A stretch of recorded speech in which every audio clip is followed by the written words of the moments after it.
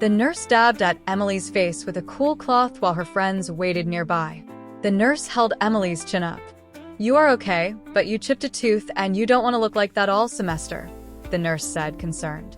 "I should go home and get it fixed," Emily said, hanging her head. "Nonsense." The nurse waved her finger at Emily. "There is a dentist in the mall.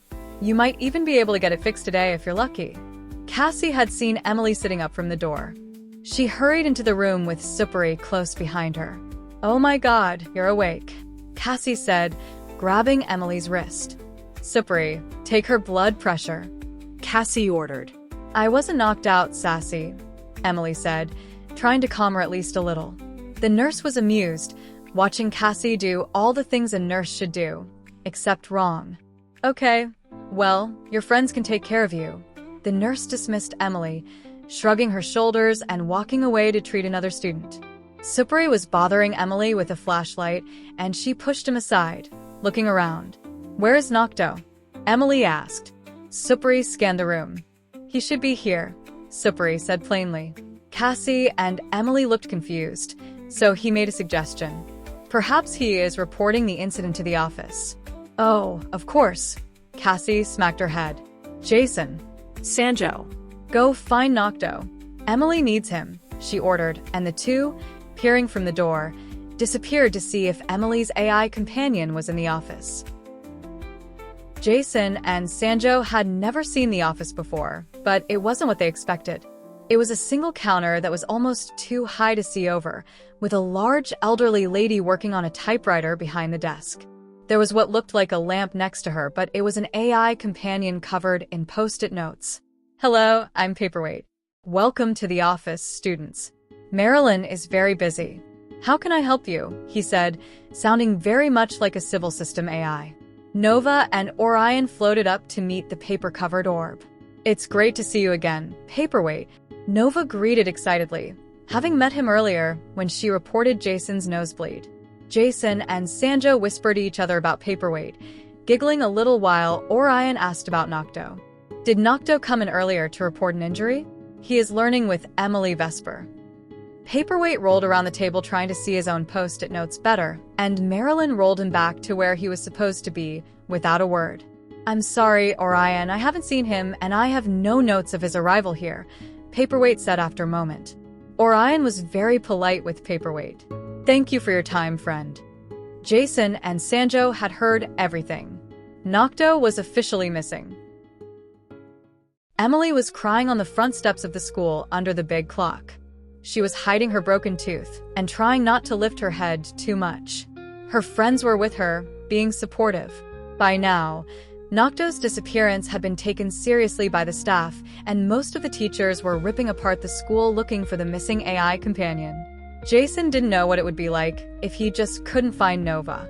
Nova, like Nocto, was very capable. They sat together, just the 7 of them, and with one missing and the other longing for her friend, it was gloomy and even a little bit lonesome. Most of the students were unaware of this and played in the school's large field. Despite everything, there was daylight and it was still nice outside. Cassie had draped her sweater over Emily, even though it was fairly warm already. "Are you ready to go to the dentist yet? Do you need more time?" Cassie asked in her most gentle voice. Emily just let Cassie take care of her. She really wanted some good news about Nocto. "Yeah." Emily sniffled through her arms. "Give us some bus fare, Jason," Cassie commanded, and Jason complied, with Sanjo pitching in too. Cassie was bossy, but right now, the group was held together during a tough time. When the bus arrived, Supri boarded with the girls, leaving Jason and Sanjo behind. Concerned, they walked all around the inside of the school looking for Nocto. They also checked the gym, but by the time they got there, it was empty and other teams were practicing. The coach wasn't there anymore. They would probably have to wait until lunch tomorrow to meet up with Emily. That night, Jason lay awake. Nova was processing information from the day, and Alex's snoring was keeping Jason awake.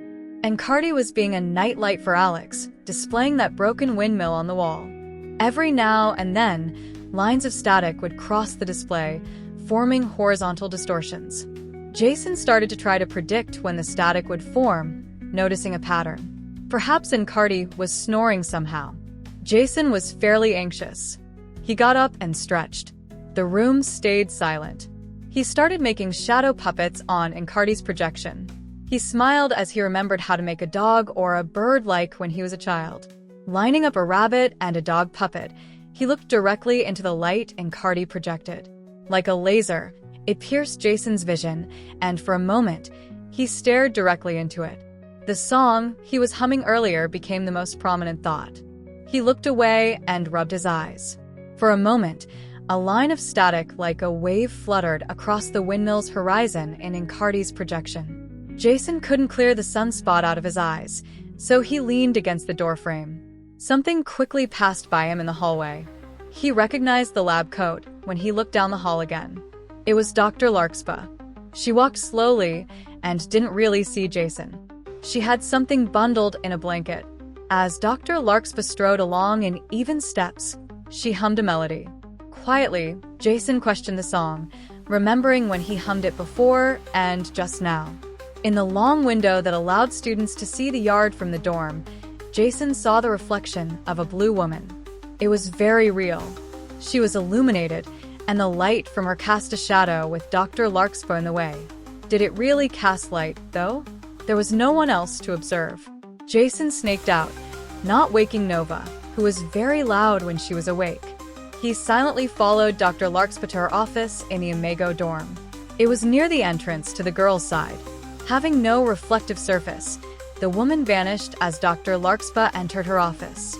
Cautiously, Jason peered through the crack in the doctor's office door. For the moment, Dr. Larkspar wasn't angry.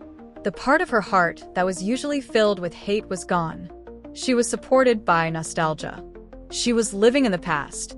On the floor in front of her, she pushed a faintly glowing purple sphere.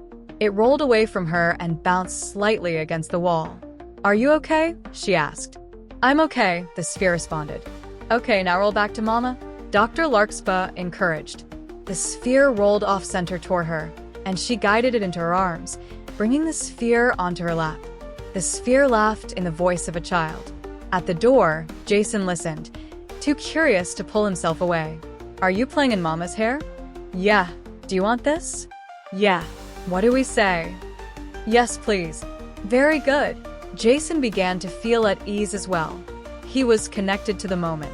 Through his little crack in the door, he watched the little sphere learn to roll around a cup and back to Dr. Larkspar, who spun around the room with the sphere, delighted at its success. Jason suspected the purple sphere was Nocto. It had been nearly 2 hours when Jason thought he heard someone else coming and slinked off to his room. Encardi was at the door waiting for Jason. "Jason, there is something you must know." Jason had something to tell everyone in the world, but Encardi shushed him.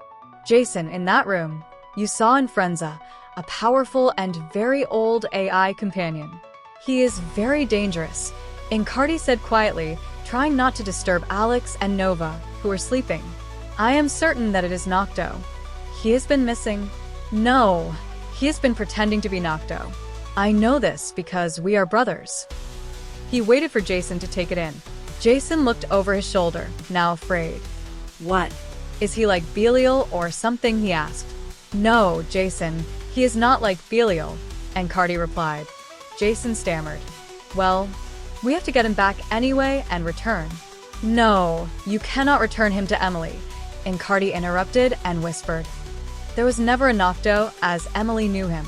It was a program, a persona that was barely aware. "He is home, and you should leave him alone." Jason was taken aback.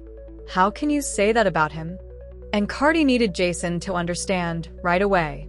He was like a programmed sleepwalker, his own infiltrator. Jason felt sad for Nocto and knew he couldn't tell Emily. She was already devastated that she couldn't find Nocto earlier. "We should call for help, right?" Jason suggested, still thinking this to be the most prudent thing to do. Encardi responded quickly, "No, you should not. I would prevent you from doing so. I cannot allow my mother to come to harm or lose her position at this school." Encardi floated there for a long time, staring Jason. Jason looked at the chip on his hand that normally would have alerted authorities automatically at this point, but all it did was reflect Encardi's light. Jason was alone, frightened. He shouted for Nova, but no sound came out of his mouth. Jason, I can cancel sound. You don't even know what some of us are capable of. I wouldn't even have to hurt you to stop you. Everything is fine. Why don't you lie down and go to sleep? Encardi suggested. Jason fearfully went past Encardi toward his bed. My brothers and sisters are all over the school. Do not oppose us, Encardi said, pulling up Jason's blankets and tucking him in. Say good night, Jason. Good night, Jason said, turning away. He hardly slept that night as he was afraid of Encardi's presence.